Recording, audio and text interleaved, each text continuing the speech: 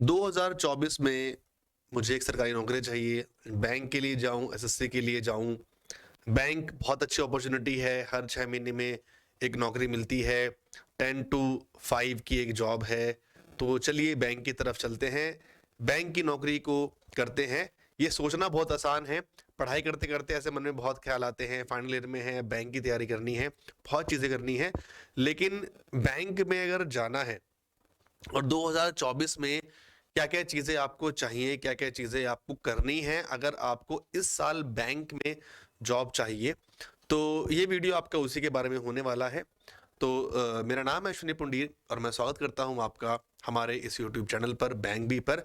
देखिए, अगर मैं आपसे ये बोलूँ कि आपके पास 4 से 5 सब्जेक्ट्स हैं, आपको 4 से 5 सब्जेक्ट्स पढ़ने हैं और सिर्फ़ आपको उतना ही पढ़ना है और उन टॉपिक्स की हेल्प से आप कम से कम 10 एग्जाम ऐसे हैं, मिनिमम बता रहा हूं कि 10 एग्जाम्स ऐसे हैं जिनको आप क्रैक कर सकते हैं सिर्फ एक चीजें पढ़ने से। मतलब आपका सिलेबस जो है वो सेम रहेगा, वो डिफिकल्टी लेवल देखा आप सभी को पता है वो ऊपर नीचे होता रहता है, बट लिमिटेड टॉपिक्स हैं, लिमिटेड सब्जेक्ट्स हैं एंड अपॉर्चुनिटीज बहुत सारी हैं।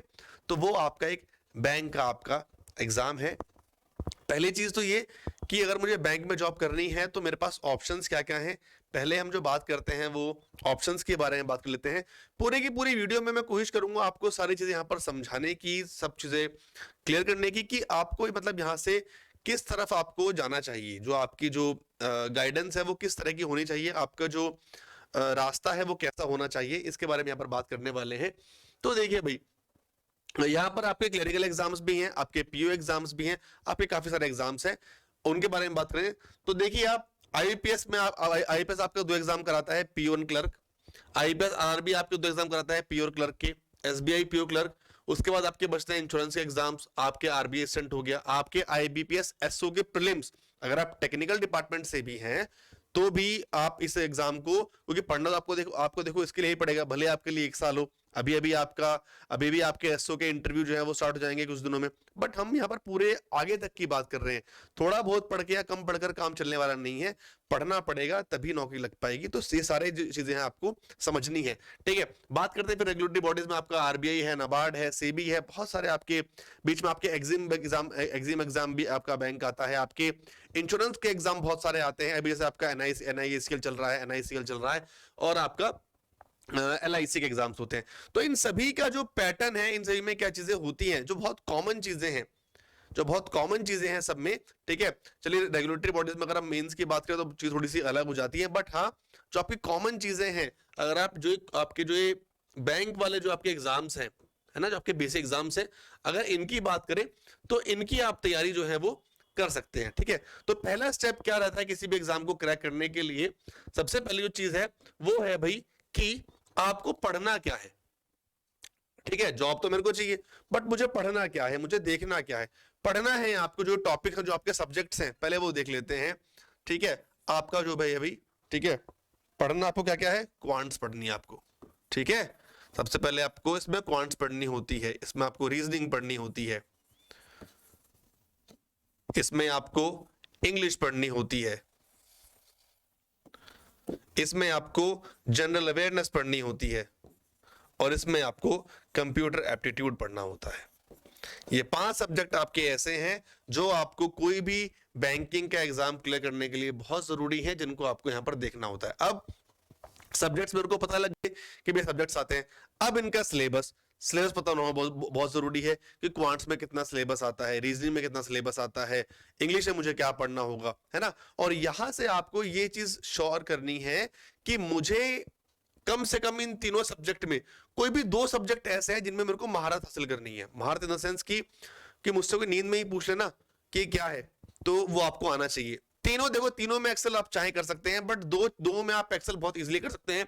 वो आपके क्वांट्स रीजनिंग दोनों हो सकते हैं, रीजनिंग इंग्लिश हो सकता है, इंग्लिश क्वांट्स हो सकता है, वो आपके ऊपर डिपेंड करता है। बट हाँ, कम से कम 2 सब्जेक्ट को आप ऐसे कर लीजिए कि वो आपके ऐसे, मतलब आप उनको वो ऐसी चीजें वो याद हो, समझ गए, ठीक है।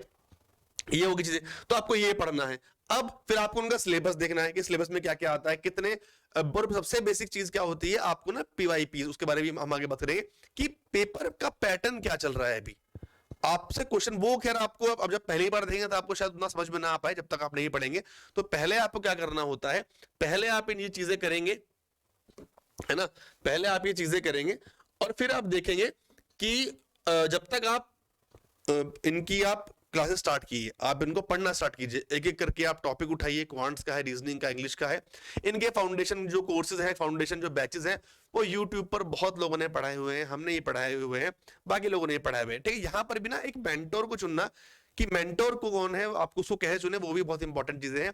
आप बिगिनर हैं तो आपको ना थोड़ा बहुत टाइम स्टार्टिंग में आपको स्टार्टिंग में थोड़ा बहुत टाइम देना पड़ता है। आप पढ़िए, 3-4 लोगों से सेम टॉपिक पढ़िए, कोई दिक्कत नहीं है। क्योंकि आप ये मान के चले कि नहीं मेरे को मुझे तो 6 महीने में एग्जाम निकालना है, वो थोड़ा सा लॉन्ग टर्म के लिए वो चीज थोड़ी सी खराब करता है। स्टार्टिंग में थोड़ा सा आप पेशेंस रखिए, 2-3 मेंटर पकड़िए एक सब्जेक्ट के, आपकी ट्यूनिंग किस साथ बैठ रही है, आपको कहाँ चीजें समझ में आ रही है, ये बहुत बेसिक चीज है ना। स्कूल में हमें सभी टीचर्स अच्छे नहीं लगते, ठीक है, किसी को इंग्लिश अच्छा लगता है, किसी को पीटीआई सर अच्छे लगते हैं, किसी को मैथ अच्छी लगती है। तो आपको कौन चीज कितना बेटर पढ़ा रहा है, कितना अच्छा पढ़ा रहा है, ये आपको पता है। और वो जब तक आप लोगों को देखेंगे नहीं तब तो आपको पता नहीं चलेगा, ठीक है।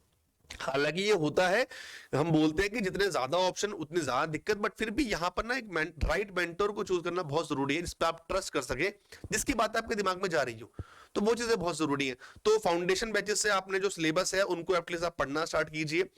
आप सिलेबस को देखिए, चीजों को देखिए।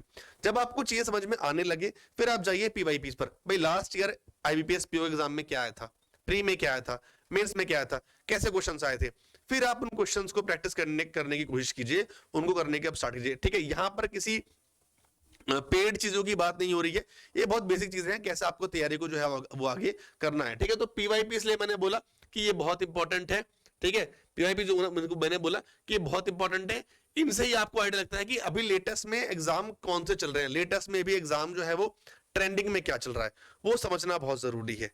ठीक है, एंड यहां पर फिर जब आप ये चीजें कर ले, देखो 1 साल है, आपको लगेगा कि 1 साल बहुत होता है, बट 1 साल बहुत कम होता है। जब आप प्रैक्टिस पे आते हो ना, प्रैक्टिस प्रैक्टिस एंड प्रैक्टिस, 3 बार एक चीज लिखी है, इसका कुछ मतलब ही होगा, जितनी ज्यादा आप प्रैक्टिस करेंगे उतनी कम है। हमेशा करेंगे बहुत अच्छी बात है, एक भी दिन मिस कर दिया आप पीछे हो जाएंगे, चाहे रीजनिंग हो, चाहे क्वांट्स हो, चाहे जीए हो, चाहे आपका इंग्लिश हो। आपको चीजें पढ़नी है, आपको समझनी है, और पहले दिन से आपको प्रैक्टिस करने लग जाना है। ऐसा कोई दिन ना निकले जिस दिन जब आपने पजल्स पूरी कर लो कि आप पजल ना लगाएं, आपने डीआई कर लिया आप डीआई ना लगाएं। जिस दिन आपने कोई टॉपिक कर लिया उसके 2-3 क्वेश्चन कम से कम बता रहा हूं, 3 से 5 क्वेश्चन आपको रेगुलरली लगाने, चाहे वो कोई सा भी टॉपिक हो। प्रैक्टिस जब तक आपका एग्जाम नहीं होता, जब तक आपका प्री मेंस क्लियर नहीं होता, तब तक वो चीजें करनी है, वो बहुत जरूरी है। उन बातों का आप ध्यान रखिए, उनसे आप चीजों को सीख सकते हैं। बहुत छोटी ऐसी चीजों में मैंने आपको बहुत बड़ी बातें समझाने की कोशिश की है, हर बात समझाने के लिए वीडियो को बड़ा रखना जरूरी नहीं है। तो आई होप आप चीजों को समझ गए होंगे। पहले आपको टॉपिक्स पढ़ने देखने हैं, आपको उनका सिलेबस समझना है, उनके आपको फाउंडेशन पढ़ाई करने के लिए देखिए आपके ऊपर है, पढ़ आप कहीं से भी सकते हैं, फ्री पढ़िए पेड पढ़िए, आपके ऊपर है। ठीक है, बट हाँ राइट मेंटर को चुनना बहुत जरूरी है, जहां से आपकी चीजें समझ में आ जाए, जो आपको ऐसे ही कॉन्सेप्ट समझा दे, वो चीजें जो है बहुत जरूरी है। तो पढ़िए जितना हो सके, आप पढ़ाई कीजिए, और प्रैक्टिस जितनी हो सके उतनी ज्यादा अच्छा है। जितनी ज्यादा आप प्रैक्टिस करेंगे उतनी ज्यादा आपको चीजें जो है वो होती रहेंगी। ठीक है, अभी आपके कुछ एग्जाम चल रहे हैं, कुछ लोग ऐसे भी होंगे जो ये वीडियो अभी पहली बार देख रहे होंगे, कुछ लोग पुराने पुराने स्टूडेंट्स होंगे, पुराने जो एस्पिरेंट्स है वो होंगे। तो अभी भी काफी सारे एग्जाम चल रहे हैं, आप उनकी भी तैयारी कर सकते हैं साथ साथ। बट हाँ, एक अभी टाइम है, सच में अभी टाइम है, फरवरी अभी आधा ही हुआ है, ज्यादा टाइम अभी हुआ नहीं है। ठीक है, आपके पास है 4 से 5 महीने बाद आपके एग्जाम स्टार्ट हो जाएंगे, तो इतना टाइम आपके पास है कि आप चीजों को अभी से बहुत अच्छा जो है वो कर सकते हैं, चीजों को आप आगे तक लेकर जा सकते हैं। तो यही था इस वीडियो में, है ना। पढ़िए आप कहीं से भी, उसका कोई इशू नहीं है, उसमें कोई ऐसी बात नहीं है। ठीक है, और अगर आपको भाई हमारे साथ है फिर एग्जाम के साथ अगर आपको प्रिपरेशन करनी है, अगर आपको तैयारी जो है वो करनी है, तो आपको सिर्फ क्या करना है, आपको गूगल पर जाना है। ठीक है, बहुत सारी चीजें हैं, आपको वहां से काफी कुछ मिल जाएगा। गूगल पर आप जाएंगे, वहां पर आप आई एग्जाम भी लिखेंगे, ये हमारी वेबसाइट इस तरह से आपके सामने खुलकर जो है वो आ जाएगी, इसको आप यहाँ पर देखिए। और यहाँ पर आप, ठीक है, आपको बैंकिंग एग्जाम्स के लिए प्रिपरेशन करनी हो, ठीक है, ऑनलाइन कोर्सेज हैं, फ्री मॉक टेस्ट हैं, काफी चीजें हैं। यहाँ से आप जाकर एसओ है, ठीक है, आईसीए हो, एनआईसी असिस्टेंट है, सभी एग्जाम जो है आपको यहाँ पर मिल जाएंगे। ठीक, तो इस तरह से भी चीजें हो रही हैं। यहाँ पर आप जाएंगे, यहाँ से आप जाकर बैंकिंग में आप इजीली सारी चीजें जो है वो आप कर सकते हैं। ठीक है, तो ये है आपका, इसको आप देखिए। ठीक, और बाकी अगर कोई प्रॉब्लम है, कोई कुछ इशू है, तो आप नीचे कमेंट बॉक्स में लिख सकते हैं। बट हाँ, चीजों को समझिए, चीजों को अच्छे से करने की कोशिश कीजिए, तभी आपकी चीजें आगे बेटर हो पाएंगे। ठीक, यही मुझे आपको बताना था, आपको समझाना था। क्वांट्स के, रीजनिंग के, इंग्लिश के लिए या फिर कंप्यूटर के लिए आपको कोई भी गाइडेंस चाहिए हो, आपको कंप्लीट स्ट्रेटेजी चाहिए हो, आप नीचे कमेंट बॉक्स में लिखिएगा।